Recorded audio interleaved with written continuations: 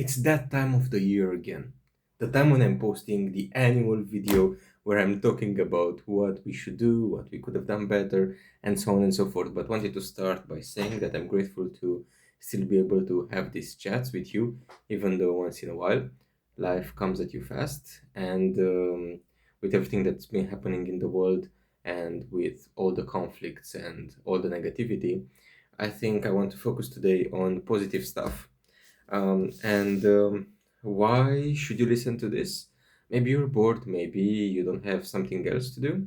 My credentials are not important about this because I'm not coming at you from a professional point of view, but I'm just trying to come to you as a friend. So I will share today with you the story of consistency and the story of showing up. And maybe it's not the most interesting message. Maybe it's definitely not something that I would want to preach or talk about, but it gives hope.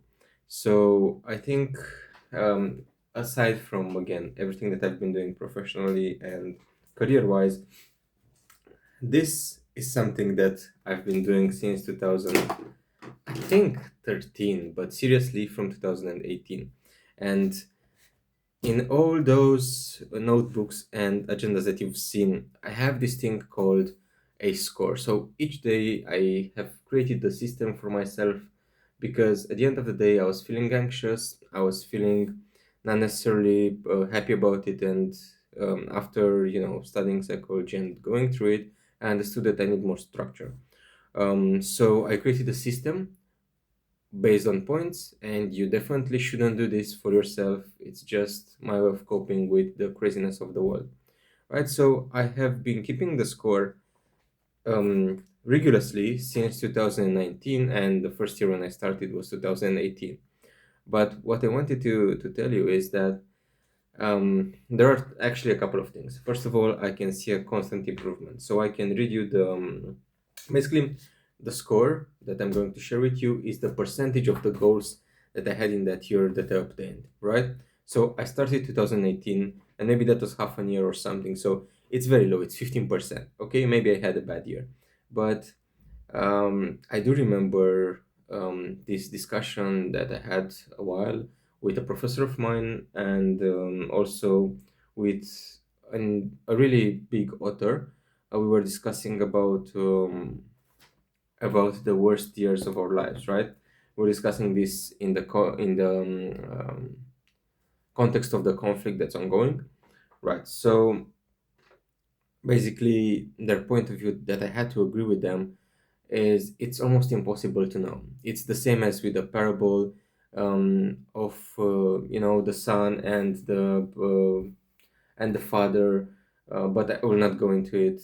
Basically, the whole gist of it is that you do not know if a blessing is truly a blessing or if something terrible is really something terrible. You need to have, let's say, a larger viewpoint. Okay, so I've started from achieving 50% of my goals, and I can see here there is a pattern, right? So I will say it chronologically. So I went from 15 to 32 to 37 to 46 in 2021, then 2022 55, 2023 58, and 24 and 25 I had a small drop, 47 and 49. And of course, there are some biases here, and you need to know that maybe my goals, and definitely my goals during time, have become way more smart, way more. I hate that acronym so much, but way more specific. Okay, I think that's the most important part of those acronyms, right? So if you make it extremely specific, you know if you've hit it or not, and you don't need to be subjective about it, which is what you need if you want to assess how good or how bad a year was.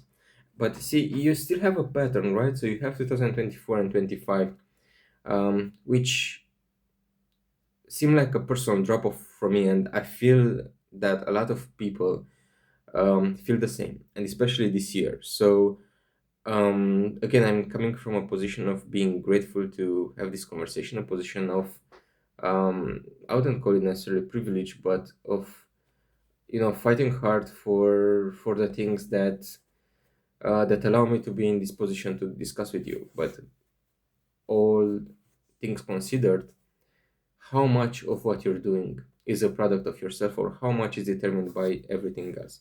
And if you know what I've been discussing about in the previous years and doing in the previous years, you're gonna also know that my let's say I would aim for a 5% to 95%. So the amount of quote unquote free will, if that's how you want to say it, it's tiny in reaction to the 95% that is determined by the hormones, your physical state. I mean, I think that includes hormones as well. Your mental state, again, includes hormones, but all the things that have happened to you psychologically and physically in the past, so your experiences, so also your nature, right, your predispositions, um, so a lot of things that are happening to you are not necessarily your fault, or not necessarily you should be celebrated for, but nonetheless, um, it's good to know when things, let's say, are on the track, or things are going pretty well. As a matter of fact, success in goal setting and in goal finding and doing anything of that nature isn't at 80%, isn't at 100%. If you have made big goals, if you have made things that you can be proud of, even hitting 30% of that is good enough. You're gonna see real progress year by year. And the dips are normal, the dips are a part of life. Um, what this, for example, what this doesn't capture is that probably one of my most difficult years was 2019. I think it's probably the most difficult year of my life. And that's because, of loss and things that are not necessarily accountable in the terms of what you are doing, right? And when you go and ask people what was the year of, or the worst year of their life, they're never gonna say, "Oh, the year when I haven't hit my sales goal." It's typically the year when somebody that was dear to them died, or the year when they have lost a friend to cancer, or um, something extremely emotional. Okay, but it's good to have this sort of baseline, to have this sort of structure, to know, hey, am I falling off a cliff? If my life really going into a terrible direction, or is it just maybe a temporary setback, or maybe it's a change in the goals that I have set, and then it makes sense not to hit everything. But yeah, the whole point of this discussion was to tell you that this year was a tough year, I think, for most people. I would say 90% of people, just I'm just pulling a figure out of thin air. But I think it's been a difficult season of our lives. And I don't think you need, let's say, another goal setting workshop, because that's what I've been doing in the past years. I don't think you need some complicated discussion on metaphysics, or things that I'm writing on my spare time about, or I don't think you need career advice.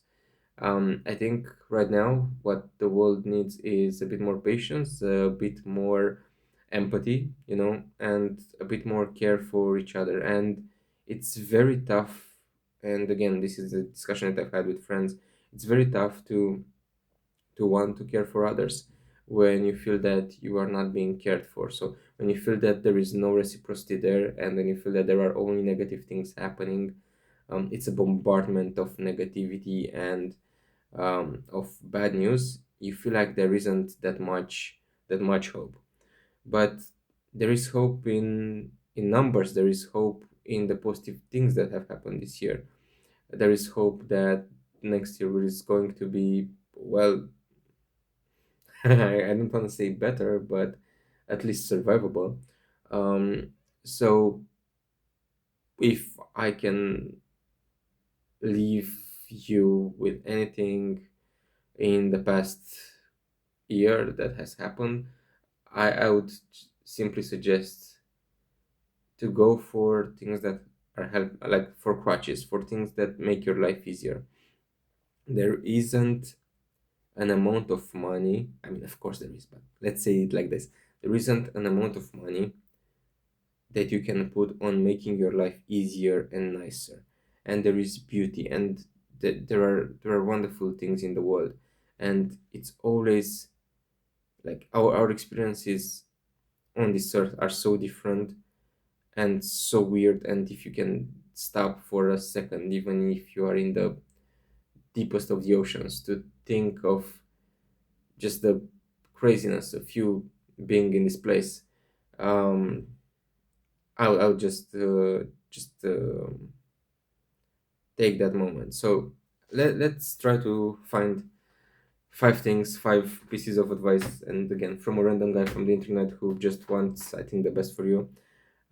So the first thing, it's hilarious, but I'm still gonna put it as a first. Um, read a lot. Read nonfiction books. Read books about history. Read books about astrophysics. Read books about quantum mechanics. Read books about how the world works and about the world's machinations. Right. So if you want to go into social sciences, that's fair as well. But and again, like history, it's being written by the victors and so on. So that's also a nice story that we're telling each other.